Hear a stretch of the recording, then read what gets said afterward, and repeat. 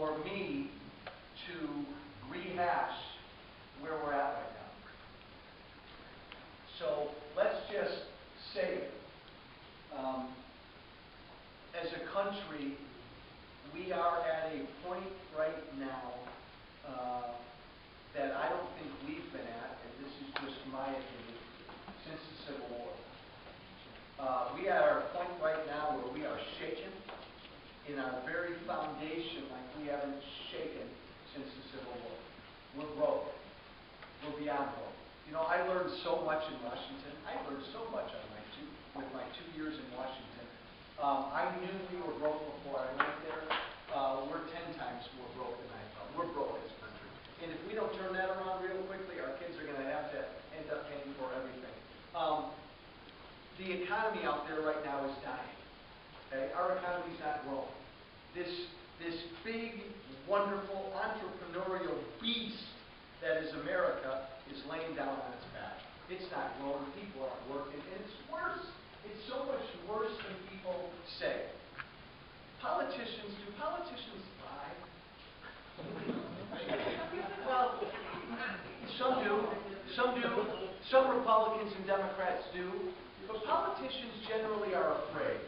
And so they don't really tell you the truth. The unemployment rate in this country is not 7.7 or 8%. You know what? You all know, you're smart. In this country, we don't count the people who quit looking for work. Now, how crazy is that? But when you count the people who have become so discouraged, they're not even looking for work, we're at about 11 or 12% unemployment in this country. Our workforce participation rate, that means the people who are trying to find jobs, is at the lowest it's been at in 40 years. The entrepreneurial rate in this country, that means the people trying to start businesses, lowest point in 40 years. This is the greatest country God ever invented, ever designed, ever developed.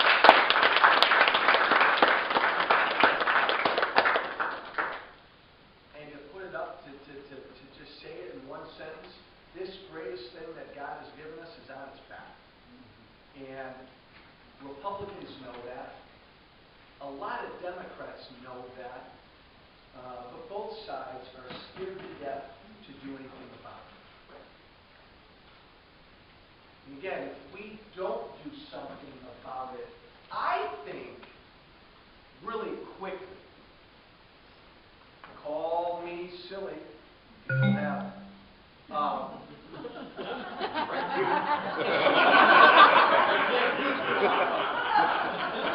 You're being recorded. Better watch what I'm saying. And my Republican brothers and sisters from John Boehner down, they hated it when I talked this way in Washington. But I don't think we have much time. I think we have an election or two to simply change directions, or I think we never recover. Ever. So, what most discourages me about Republicans and Democrats, and I'm a Republican, is there's this lack of awareness of this sense of urgency.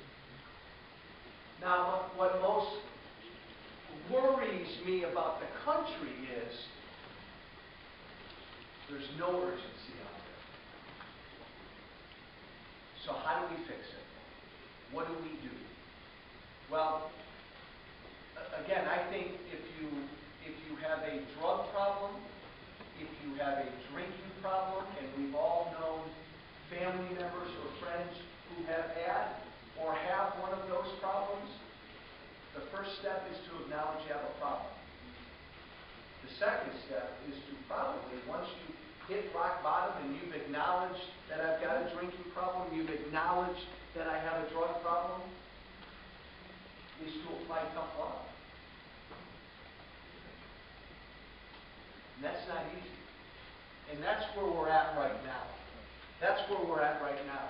We have a government that's way too big, a government we can't afford, a government that does too much for too many of us. End of story. Obama didn't just do this to us. George W. Bush did a lot, okay? It was not just Democrats that did this to us. You know, if you're going to walk away in about an hour, no, I won't be here. We won't be here that long. Walk away, getting this whole Republican versus Democrat thing out of your head. Get it out of your head.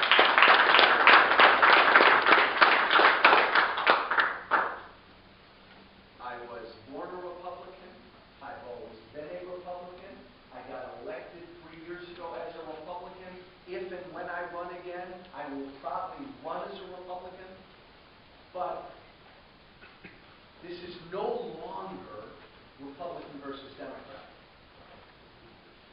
We have a government we cannot afford. We have a government that's way too big and does too much for too many of us. It's taken us, gosh, over 100 years to get to this point. Both parties got us to this point. Now, the second most scariest thing about where we are right now, a big government that we can't afford, the second most frightening thing about that is if we don't fix it, as a country, we're going to go bust. We will go bankrupt. Somebody will have to pay these bills. You cannot live like that. So financially, and oh, by the way, with all of this debt, our economy is not going to grow. People are not going to hire people. We always talk about the impact on our kids and our grandkids. And I talk about it a lot. And our kids and our grandkids are going to end up paying our bills. Shame on us. That's bad enough. But it's impacting us right now. You talk to any businessman in this country, big or small, one of the main reasons they're not growing or hiring, they're still sitting on their money. They're still sitting on their money because they're afraid of all this debt and they're afraid of all this government. So it's impacting us right now. People aren't working right now in this country because of our government debt. And you know, the polls tell us, you know, all the wise political consultants always tell guys like me, don't talk about the debt. Because, you know, Americans don't understand the debt. When you say the debt, people's eyes glaze over. We're broke. People really don't know what that means. We're approaching $17 trillion in debt. That's a lie, by the way. People really don't know what that means.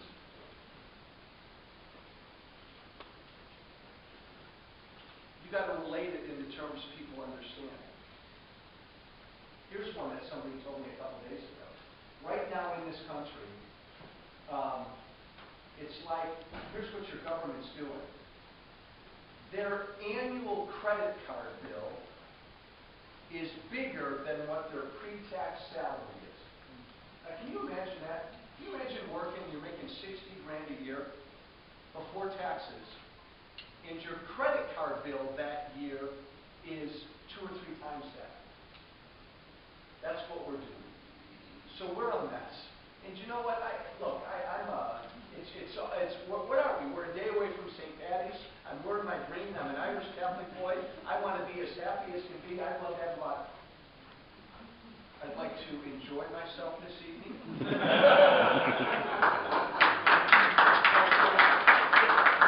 And have a couple of refreshments, and I'm going to, hopefully we're going to. A couple of adult beverages. But let's just say it, we're a mess. Both parties have done this to us.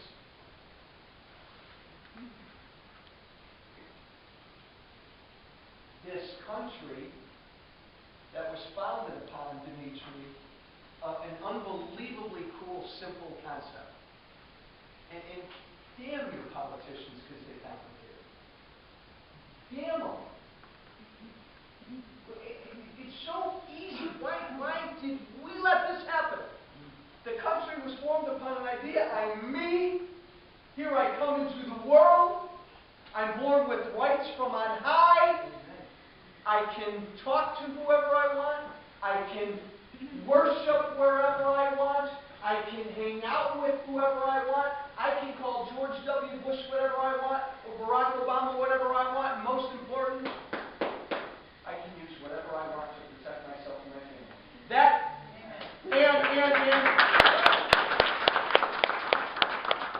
and for those of us who are younger in this audience, it's the only thing this country was founded on. One word, freedom. Not a guarantee that you're going to live a great life. Not a guarantee that you're going to make $1 million. Not a guarantee that you're going to have a big, wonderful home or your kids are going to have a great education. None of that. You were born free to try to get those things. And government, say it one more time, government generally stayed out of the way. And we lived our lives, we started businesses, we raised our family, we worshiped down the street, we helped our neighbors, we got involved in our communities. As our parents got older, we took care of them. Because,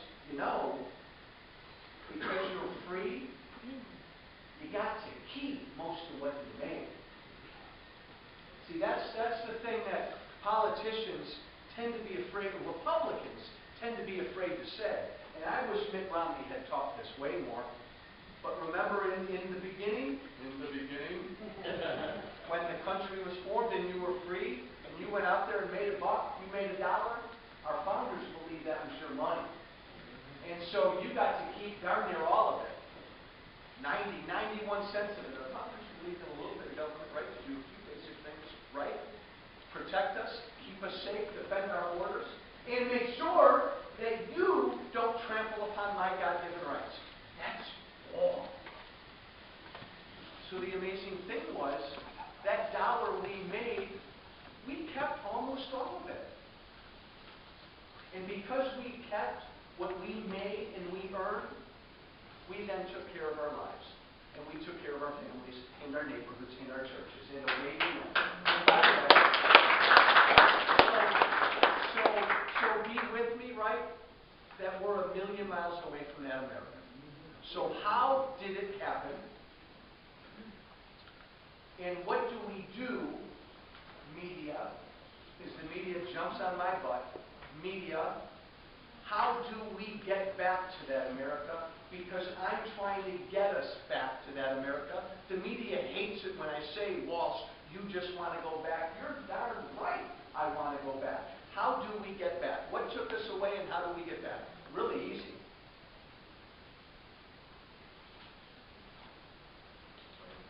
Really easy how we got here.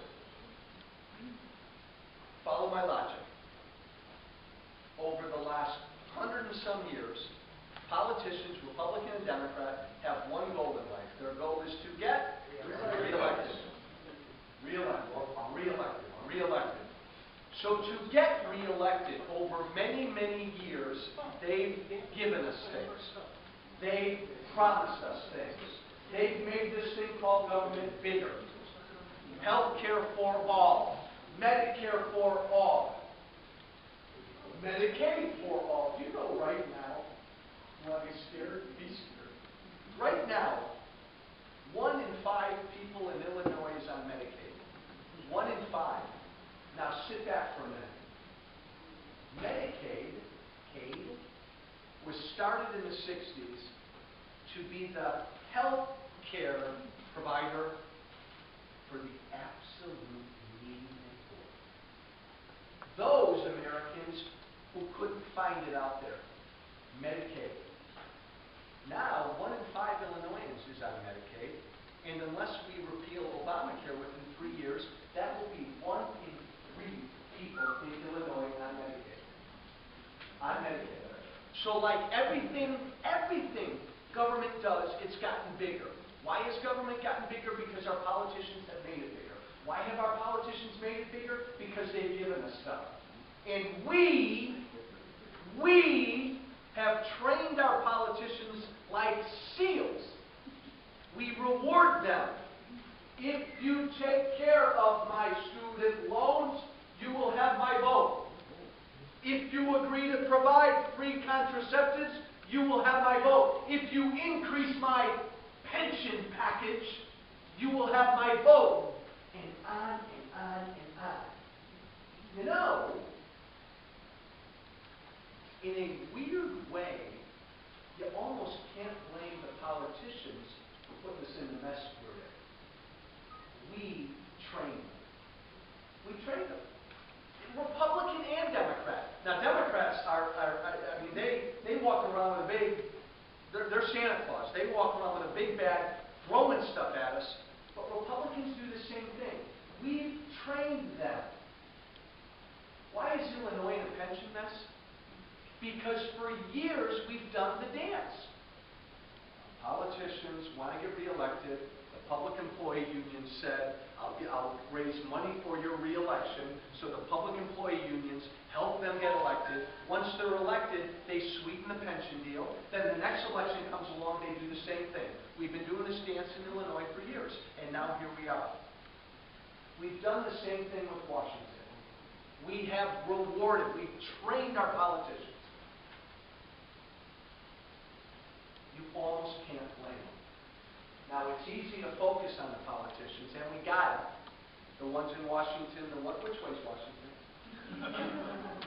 Down. Is that right?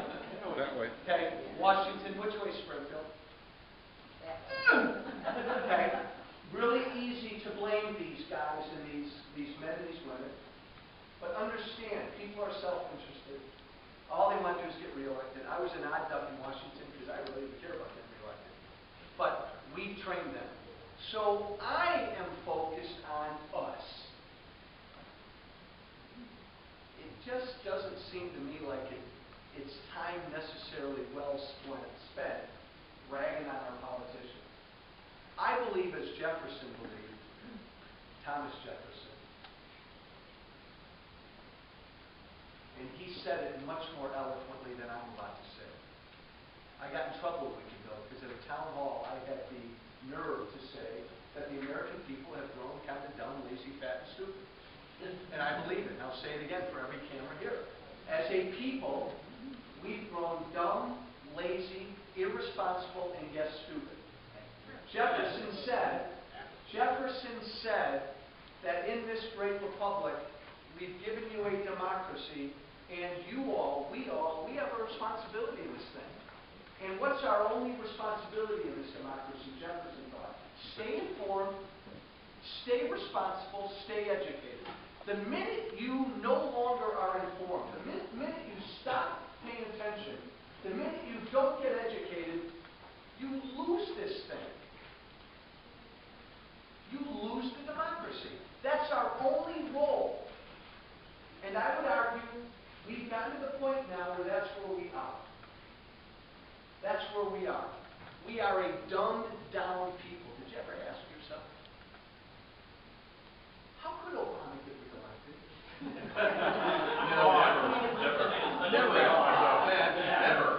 Never ask that. Stupid question. Think about it. Even if you voted for him, fine. He failed. In his first 4 years, he failed. The worst recovery since the Great Depression. Added more debt in his 4 years than every president combined before him. Made everything, by every indicator, made everything worse. Why did he get reelected? Voter fraud. All played a part. But generally, he ran for re-election in front of a group of people, a body politic out there that generally doesn't pay attention. And so they're easily swayed and easily moved. And so if you can just walk around, and he did this brilliantly during the campaign. He approached women, single women, and said, what do you need? If I talk about free contraceptives, will that get your vote? He went to Latinos and Hispanics, and he said, what do you need? If I legalize a bunch of you, will I get your vote? He went to young people. What do you need? If I keep that rate down on your student loans, will I have your vote? He very brilliantly did what we just said. He spent 8 months giving away things to get votes, and it worked. Because we as a people, let's admit it, maybe not everybody in this room, we as a people don't want to have to think for ourselves. We don't want to have to take care of ourselves. And it's a lot easier to be given stuff, and it's a heck of a lot easier to be distracted. So we're here now, I would argue, primarily because we as Americans have fallen asleep at the wheel. We let this country down. And I was on a panel with Michael Medved a couple nights ago, and I said, look, the American people, God love us, but we've grown lazy and stupid. And he said, Walsh, you can't call the American people lazy and stupid. You cannot win.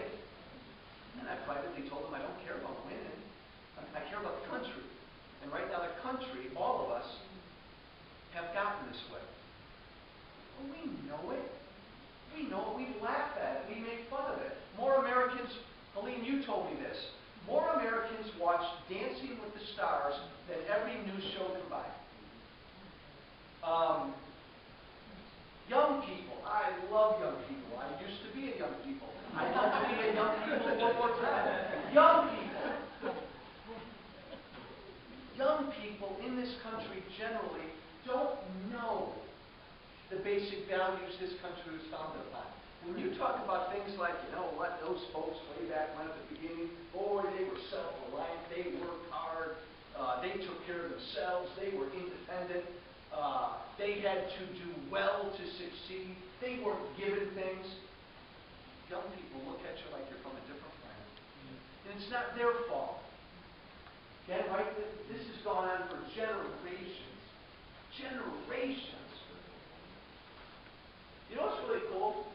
When the country was started, somebody told me this and it made sense.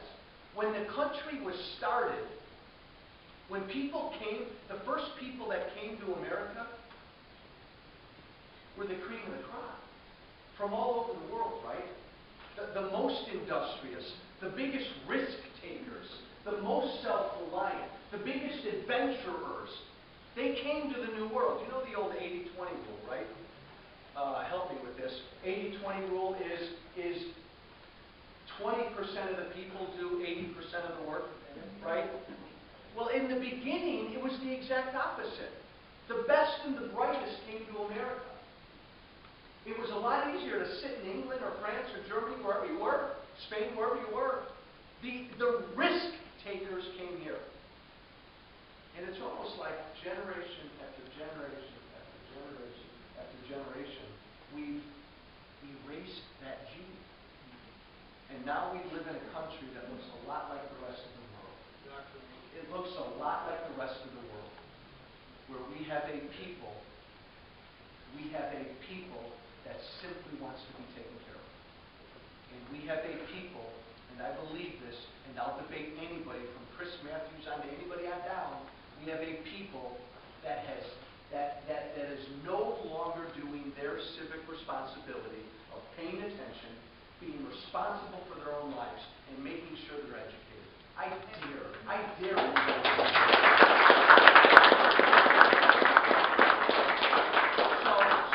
So Republicans and Democrats and independents and all of us in between, how do we reverse this? Can we reverse this? Yes. There are smart people who swear we're already past the point. We've tipped. You've heard me tell you the story about the little short elderly woman who came up to me after one of my town halls before I first got elected. I was standing right here, figuratively speaking, and I could see her walking toward me. This was before I was elected the first time, and she was short, and she was walking toward me like this, and as she got closer to me, I could see she was crying, and as she came right up next to me, she had tears streaming down her face. She took her finger and she pointed it in my chest and she said, "Mr. Walsh, I've figured it out." And she's sobbing. "I've figured out what's wrong with this country. We have too many people in the wagon and there aren't enough people pulling the wagon." And I reached down and I kissed the top of her head and I said, "You nailed it. You nailed it. That's it. Lord knows that's what we've got in Illinois." And the people pulling the wagon in Illinois, every 9.5 minutes they're leaving permanently. One more leaves. One more leaves. We are becoming a state with a wagon full of people that can't move. And this great, good, decent country is a few steps behind that. So how do we fix it? The only way I know to fix it is by us and not our politicians. So the only way we fix it is we untrain our politicians. Play with me for a minute. If we've trained our politicians over the years that if you give me something, I will give you my vote, and that's what we've done, we have to untrain our politicians. We have to say, "Don't give me anything but my freedom. Let me keep more of my money, and I'll be responsible for my own life." We have to start a citizens movement, and this is what I'm doing, in Illinois and around the country, of Americans who are going to raise their hands and say, "No! No! I don't want you to give me anything. As a country, we can't afford it, and it's not good for me." Remember I told you the serious thing about this America we live in now? We can't afford it. And let that sink in. We cannot afford this country. What does that mean? Does that mean we're literally going to crash in 3 or 4 or 5 or 6 or 7 or 8 or 9 years? Heck yeah, we could. We know that Medicare is going to be gone in 8 years unless we fix it. Tom Coburn says, Senator from Oklahoma says, your government in 7 years won't have enough money, will only have enough money to do these three things: pay interest on its debt and take care of its Social Security and Medicare obligations. That's the only money your government will have. No money to do anything else. So I don't know what the crash looks like. But that's where we're going.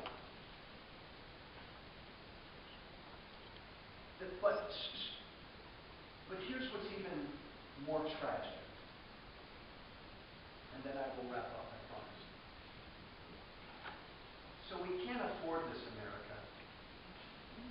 But the worst part of this America is, because now we have so many Americans that look toward government to take care, look toward government for the answers, look toward government to protect, our families aren't what they used to be. We're not as involved in our churches like we used to be. By design. Our neighborhoods aren't what they used to be. We're not as involved in our communities like we used to be. We don't give money to our charities like we used to. And you just need to look at one simple example.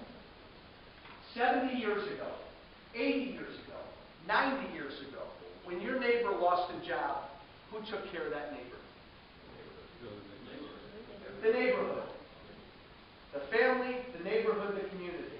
Now, when that neighbor loses a job, that neighbor is on unemployment insurance forever. So the banks take his house and he's not a neighbor. Good or bad thing, I don't know. But now we have entire generations of Americans who have grown up thinking government takes care of things, the neighborhood doesn't, the family doesn't, the church doesn't. So, folks, most tragically, this new America we live in has absolutely destroyed our families, our churches, our neighborhoods, and most importantly, us as individuals. I'll get in another fight with you. I don't think we are as tough, we are as independent, we are as responsible, we are as self-reliant as our ancestors were. Because we've got somebody else taking care of us. So the only way to do it is to untrain our politicians. And it could take a while. If you want to be Republicans who simply want to get elected and you still want to play the game, then vote for those Republicans, then be one of those Republicans. but we're at a point where I think we need politicians who don't do that. So we need us to start. What I'm doing is I'm traveling this state, and I think you heard this. March 25th, I'm going to have my own radio show. Yes, sir. I'm going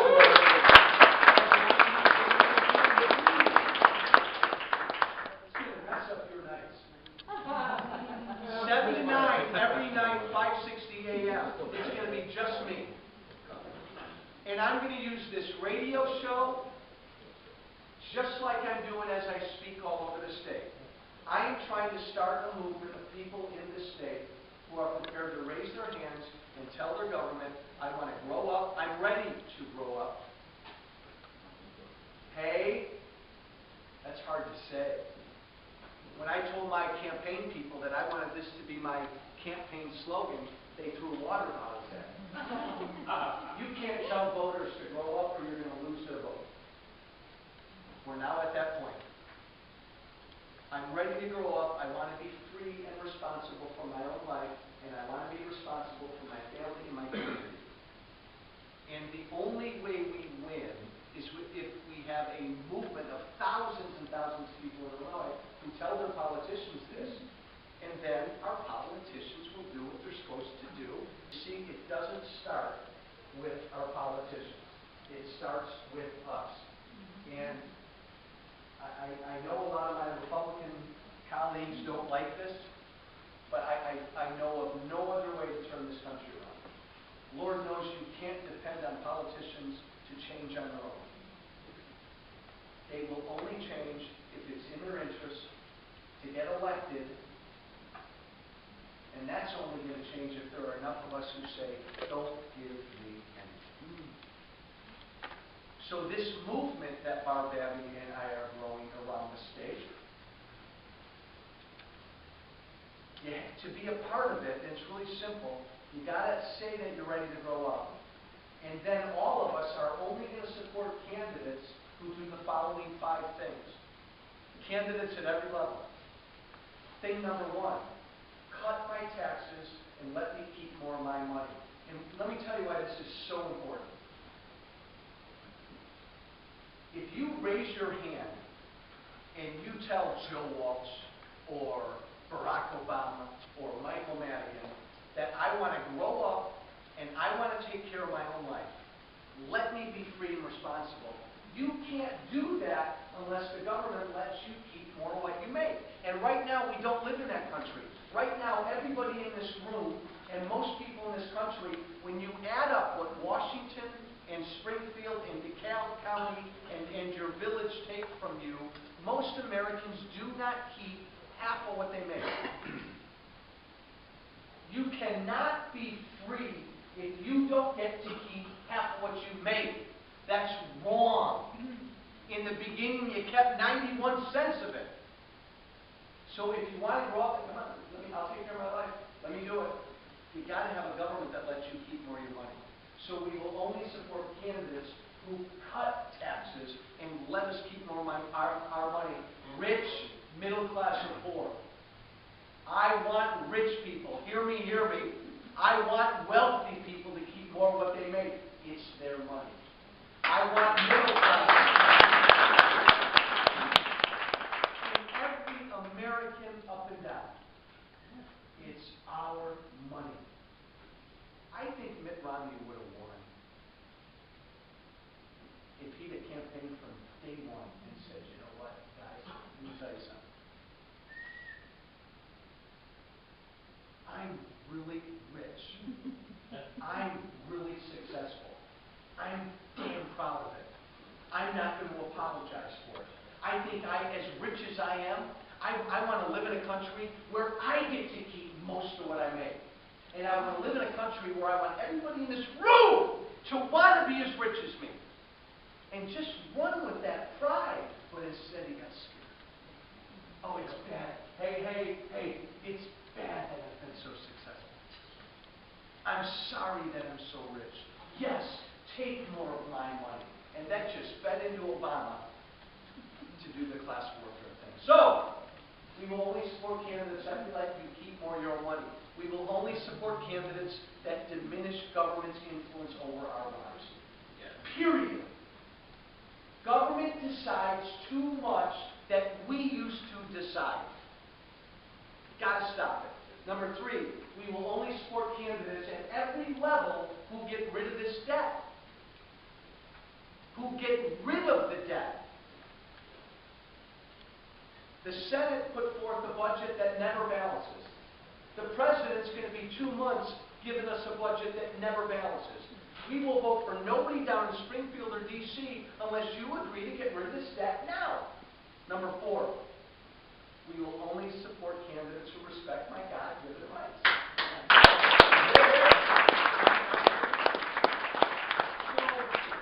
So, I don't know, let me think of 2 examples. If I'm a Catholic businessman in DeKalb, and I've got a manufacturing plant, I got 140 employees, and if right now I live in a country where as a practicing Catholic, I don't want to provide insurance to my employees that goes against my religious faith. And if I live in a country where the government's going to force me to do that, that's wrong. I won't support candidates that support that. I believe everybody in Illinois, and you know what? Everybody in Illinois should be able to use any gun they want to use to protect themselves and their family. That is my God-given right. And I will not support any candidate at any level that doesn't give me that right. I'm always asked where I stand on guns because it drives me crazy.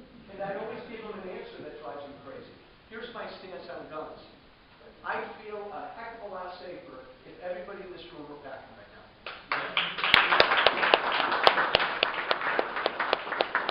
Final point. We will only support this movement, Ulysses, will only support candidates who agree to be citizen legislators and not career politicians. What do I mean? Really simply, if you want to go to Springfield for life, I'm not voting for you. If you want to go to Washington for 30 years, you don't have my vote, Republican or Democrat. If you want to be on the village board for 100 years, I'm not going to vote for you. I'm going to support people who believe as our founders believed. You go for a little bit, you do your duty, you come home. And I will not support candidates who give themselves cushy pensions and cushy benefits that we all don't get. So here's what we're doing, guys. And we've got thousands who have joined already. I'm going to devote this entire year of my life to growing this movement of Americans who raise their hands. I love the image, Elaine. Yeah. I'm ready. All right. This is so hard. I'm ready to grow up. Don't give me anything. Just let me keep more of my own money. And let me be free. We are going to grow this movement. I'm going to use my radio show to grow this movement. I'm going to travel the state to grow this movement. Am I going to run for office again? Here's my answer. I don't know. God knows. I don't know. All I know is we have about lost the state. We're losing the country. The only way we get it back is if Americans get up off their backsides and retrain their politicians. And their fellow citizens. Yes. And it's going to be difficult. If you think we can win this in 2 years, you're smoking something. It's not going to happen.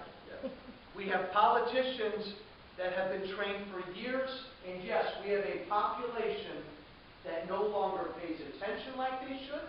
They're not educated like they should be, and they're too easily distracted and manipulated. And you know what? They're too lazy. Oops, there that word goes again. So it's going to take a while.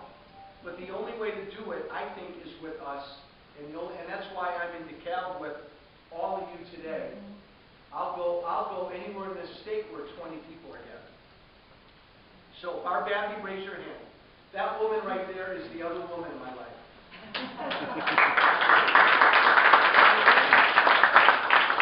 Barbabby was my volunteer coordinator on my campaign. She is growing this movement with me. We have forms here. This is the I'm ready to grow up and be free form. All you need to join right now is give us your name and your email. Fill out this form. And within a month or so, we'll have the website, we'll have the grow up, we'll have it all out there. We've got thousands done this. Help us grow it.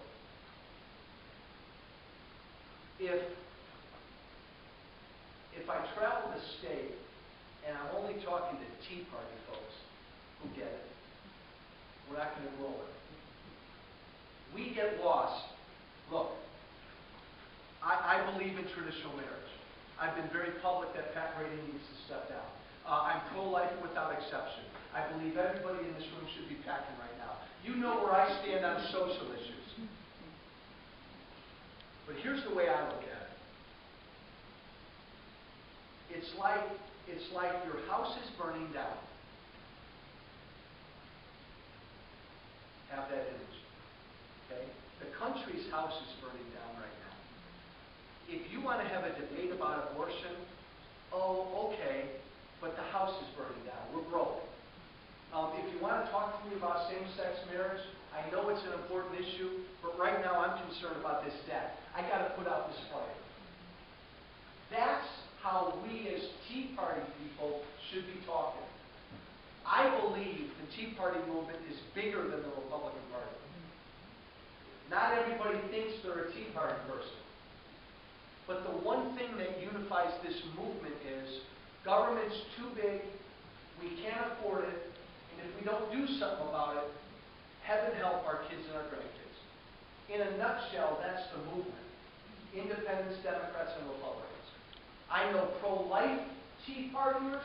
I know pro-choice Tea Partiers. I know pro-traditional marriage Tea Partiers and pro-same-sex marriage Tea Partiers. I know pro-gun Tea Partiers, and yes, I do know pro-gun control Tea Partiers.